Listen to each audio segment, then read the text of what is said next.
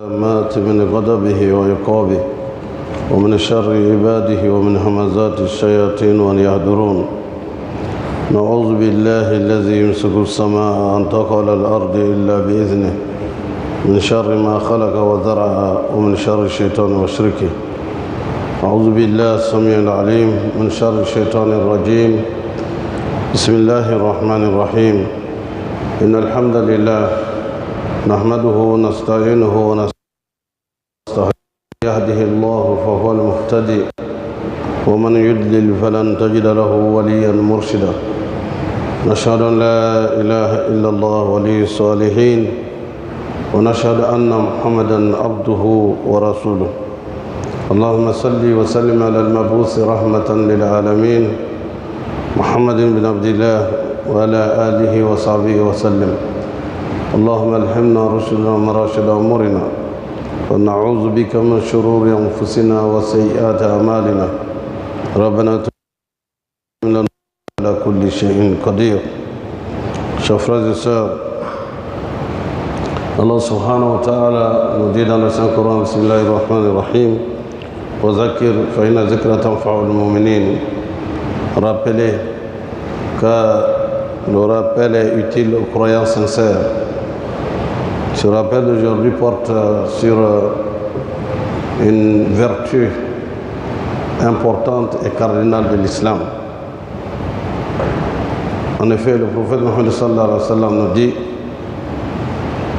Ajaban li amri mu'min in amrahu kullahu khayr laysa dhalika li ahadin illa lil mu'min in asabatuhu sarra shakra fakana khayran lah wa in asabatuhu darra sabra wa kanat khayran lah wa laysa dhalika illa lil mu'min. Le prophète dit sallallahu alayhi wa sallam, il y a quelque chose qui est impressionnant chez le musulman sincère. Je dis le mu'min, le musulman sincère. Tout ce qui lui arrive est bien.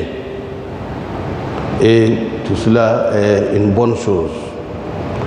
Lorsque il a un bonheur, il remercie Allah et alors cela devient une bénédiction pour lui et cela devient pour lui des actes de bienfaisance. Mais lorsqu'il lui arrive une épreuve, il se patiente et cela devient un bonheur pour lui. Et cela n'est donné qu'aux musulmans sincères. Cela dit, c'est de cette vertu de la patience que nous allons parler. Car pour chaque maladie, il existe un remède. La patience, certes difficile et éprouvante, peut être réalisée grâce au savoir et grâce aux efforts soutenus. Allah subhanahu wa ta'ala nous en parle abondamment dans le Saint-Coran. Et en général, il y a plusieurs types de patience. Mais les savants ont réparti la patience lorsqu'on parle de sobre. Les savants ont donné comme définition le mot sobre n'est pas seulement la patience, c'est aussi l'endurance et la persévérance. En un seul mot, sobre, cela veut dire la patience, l'endurance et la persévérance. Et donc, pour répartir la première partie du mot sobre, concerne la patience devant les actes de désobéissance à Allah. Deuxièmement, la patience dans l'accomplissement des bonnes œuvres. Et troisièmement, la patience face aux épreuves, face aux difficultés. auquel l'on est confronté. Il se peut que quelques personnes soient en crise ou le soient en ce qui concerne l'accomplissement des bonnes œuvres, mais devant la tentation, elles peuvent s'effondrer et ne pas résister. Et alors, la patience prend un coup. D'autres peuvent avoir un comportement très respectueux et une capacité de résistance face au péché, mais peuvent ne pas avoir de la patience pour l'accomplissement des bonnes œuvres. Le meilleur, bien sûr, serait d'avoir les trois genres de patience à la fois.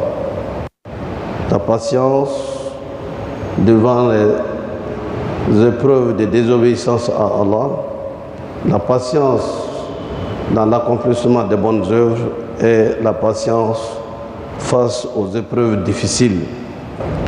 Ceci n'empêche pas que parmi les trois genres de patience, les deux premiers soient plus appréciés par Allah, même si les sinistres rencontrés étaient très graves. En effet, le fait de patienter en cas de sinistre n'est qu'un genre obligé de patience. Par contre, en ce qui concerne le premier et le deuxième genre, il s'agit d'une patience facultative.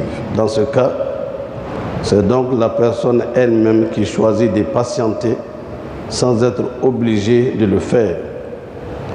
Il s'ensuit qu'en comparant la patience du prophète Daoud, alayhi salam wa ala nabina afdal salatu wa salam, au moment de sa maladie, alors l'on prend tout de suite une leçon de vie. Et il y a également, lorsqu'il fut mis, en parlant de Youssouf, qui également a connu cette épreuve, lorsqu'il a été jeté dans le puits, il a été récupéré et vendu aux enchères publiques. Alors, c'est lui qui a choisi, lorsqu'il a demandé également, il a demandé qu'à Sijin Ahab Ilayya, il a demandé qu'il préfère la prison que de désobéir à Allah en commettant l'adultère. Dans sa vie, il a donc rencontré plusieurs épreuves. Celle d'être jeté dans un puits, d'être réduit à l'esclavage. Mais l'épreuve la plus dure est celle d'avoir choisi la prison comme refuge contre le risque de péché.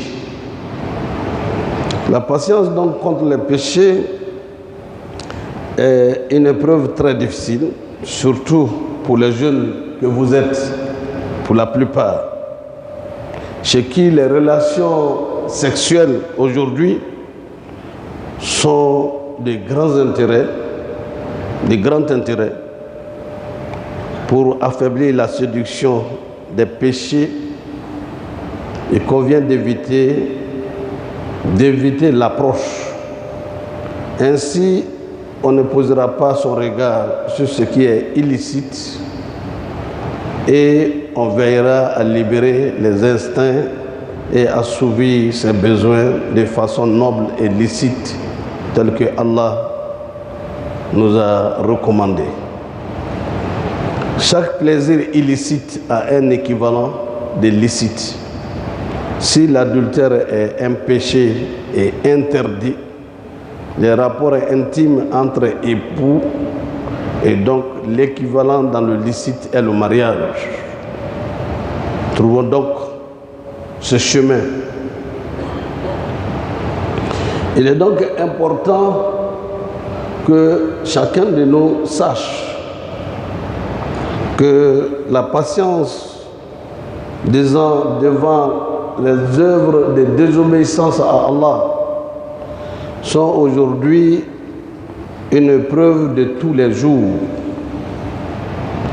Qu'est-ce que nous ne voyons pas? Les gens qui fréquentent bien sûr les mosquées et régulièrement sont devant les box de jeux de hasard et qui sont dans différentes activités où l'escroquerie est au rendez-vous.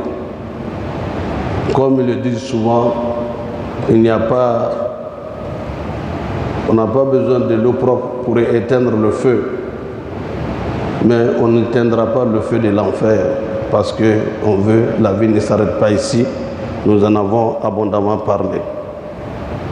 Donc, chers frères et sœurs, la patience devant les actes de désobéissance nous guette tous et nous interpelle. Ça ne concerne pas que nous.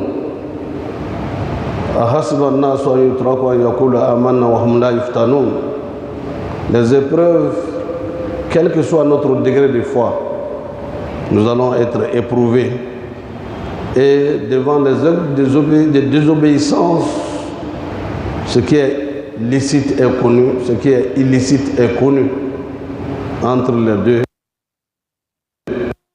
ambigu. Et le prophète nous enseigne, sallallahu alayhi wa sallam, s'éloigner de ce qui est ambigu protège la foi. Protège la foi du musulman. Deuxièmement, nous avons parlé de la patience dans l'accomplissement des bonnes œuvres.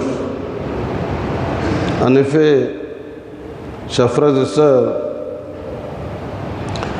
vous pouvez être riche, avoir beaucoup d'argent, mais très souvent, lorsqu'on vous demande de faire la zakat, cela devient difficile.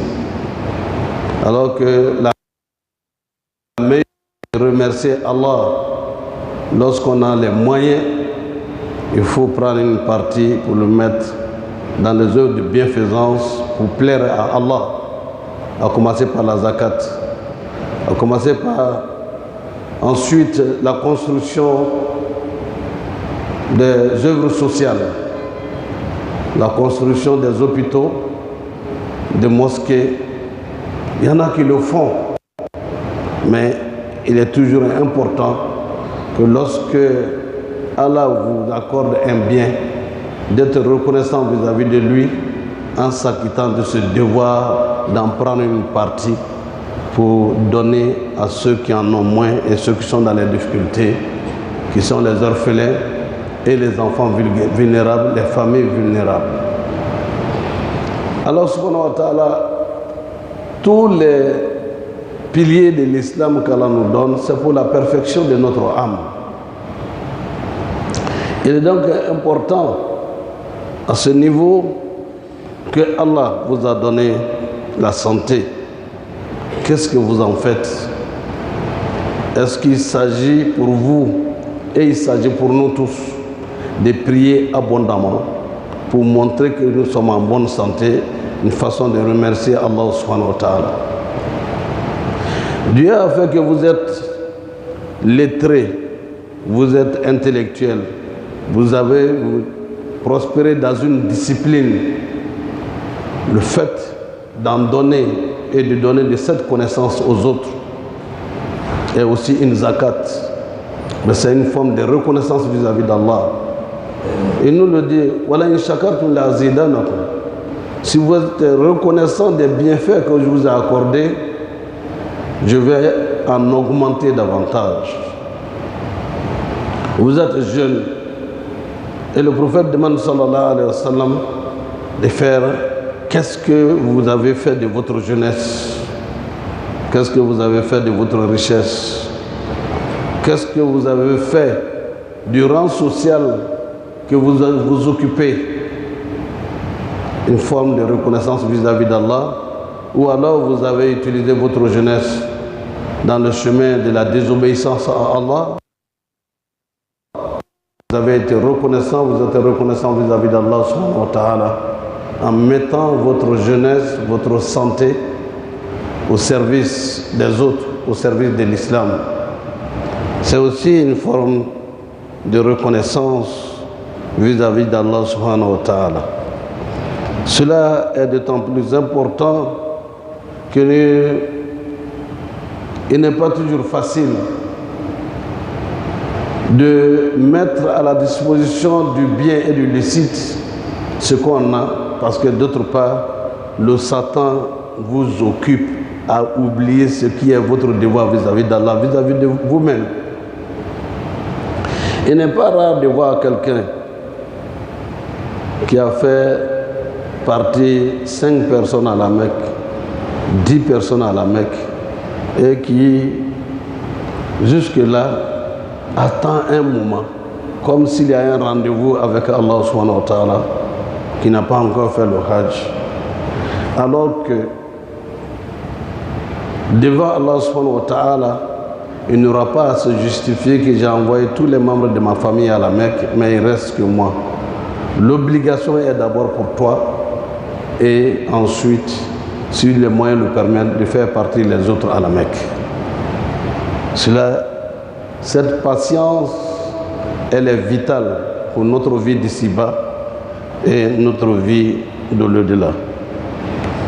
Ici, si la patience dans les actes, dans les bonnes œuvres se voit, et nous voyons le champ d'application de cette patience, Allah subhanahu wa ta'ala en parle pour que nous puissions l'appliquer dans notre vie. Ici, nous partons à la troisième partie qui est la patience devant les épreuves, à la fois douces que les épreuves difficiles. La patience face aux difficultés englobe une série de moments et de situations où le croyant musulman doit patienter face à ces situations. À la mort d'un proche, face à une maladie permanente, face à des situations difficiles causées par autrui, face à la pauvreté, face aux différends qui peuvent surgir même au sein d'un couple. La patience est ici recommandée. La patience face à la mort nous interpelle tous les jours, chers frères et sœurs. Ce proche peut être le mari, peut être la femme, peut être un membre de la famille. Abu Moussa al-Ash'ari radiallahu anhu rapporta que le prophète Mohammed sallallahu alayhi wa sallam a dit: lorsque l'enfant du serviteur meurt, Allah demande aux anges: avez-vous saisi l'enfant de mon serviteur? Et les anges répondent oui. Oui, Seigneur. Il demande encore: avez-vous saisi le fruit de son cœur? Les anges répondent oui, Seigneur. Et il leur demande: est-ce que mon serviteur a dit? Qu'est-ce que mon serviteur a dit? Les anges répondent: il t'a loué en disant Inna lillahi wa inna ilayhi raji'un. Alors, Allah ordonne à ses anges de bâtir pour son serviteur une maison au paradis, pour avoir patienté, et d'appeler cette maison la maison de la louange, Bet Shukr. Il faut percevoir les catastrophes d'une autre manière et comprendre le sens réel qu'elles cachent. Sachons, par exemple, qu'Allah dit au jour dernier aux enfants qui sont morts avant d'atteindre l'âge de l'obligation, Allah dit à ses enfants: entrez au paradis. Mais que les enfants lui disent qu'ils ne veulent pas y entrer sans leur père et leur mère. Allah leur dit alors: prenez les mains de vos parents et faites-les entrer au paradis avec vous. La patience donc devant les difficultés, devant les épreuves difficiles, a un coût, mais aussi a un prix et une récompense. Prenons le aux maladies comme la perte de la vue, les maladies psychologiques ou la dépression. Une histoire nous est rapportée par le compagnon du prophète sallallahu alayhi wa sallam qui nous dit, radiallahu anhu, qui nous dit, Ibn Abbas m'a dit, veux-tu que je te montre une femme de ce que Dieu a destiné au paradis? Alors j'ai répondu oui.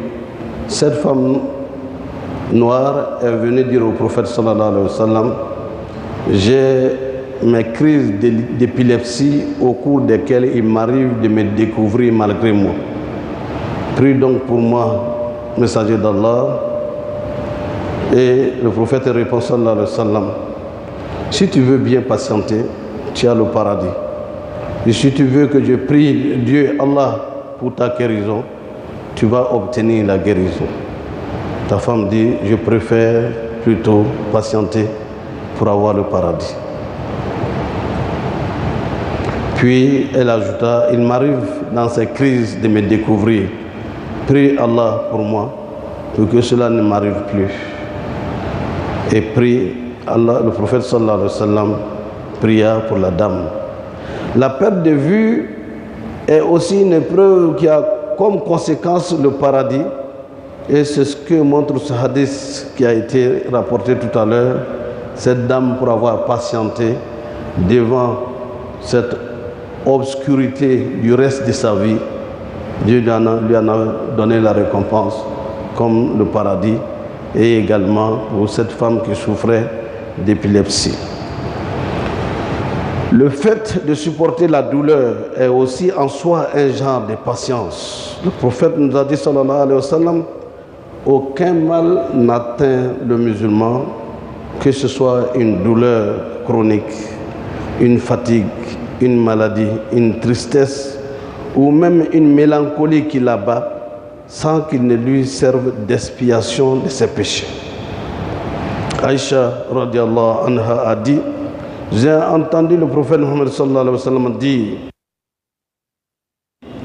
le musulman fils d'une simple piqûre d'épine, sans qu'Allah ne lui accorde une récompense en grâce, en plus du paradis, et ne lui remette ses péchés.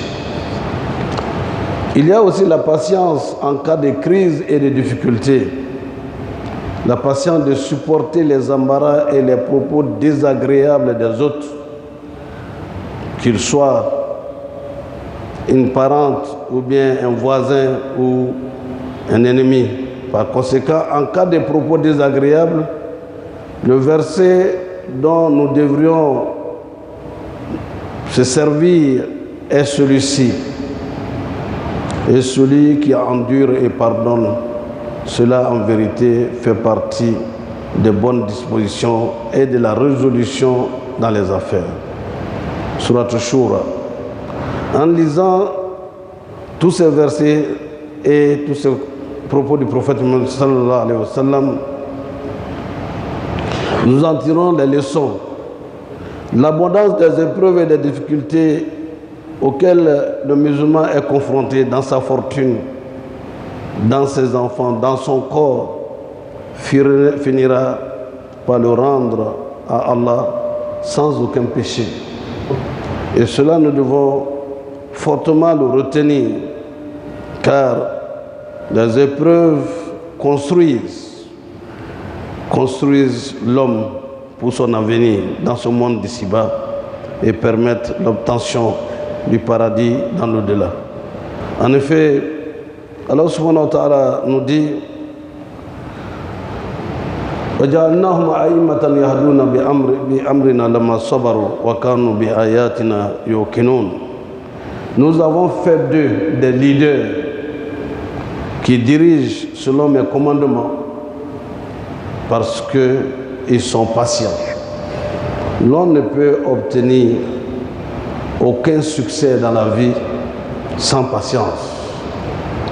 Or, chers frères et sœurs, ce à quoi nous voulons vraiment nous inviter, vous et moi-même, c'est la patience, l'endurance et la persévérance. Car qu'est-ce qui arrive? Lorsqu'une épreuve difficile arrive à quelqu'un, il n'est pas rare d'entendre, ça fait combien de fois que Dieu me fait ça? Est-ce que c'est moi seul ou ce n'est pas toi seul? ni dans la maladie, ni dans les autres épreuves. C'est toujours l'occasion pour nous de nous rapprocher d'Allah subhanahu wa ta'ala, de construire notre présent et d'obtenir le paradis comme dernière demeure. Qu'Allah fasse que nous soyons patients, endurants et persévérants. Car ce qui arrive à notre frère, professeur Tariq Ramadan, est bien une épreuve. Épreuve que tous ceux qui se donnent au travail de transmettre le message de l'islam s'attendent un jour ou l'autre à des épreuves dont le genre diffère d'une épreuve à l'autre, période à l'autre. Et notre épreuve aujourd'hui, c'est bel et bien de transmettre le message de l'islam comme il le faut.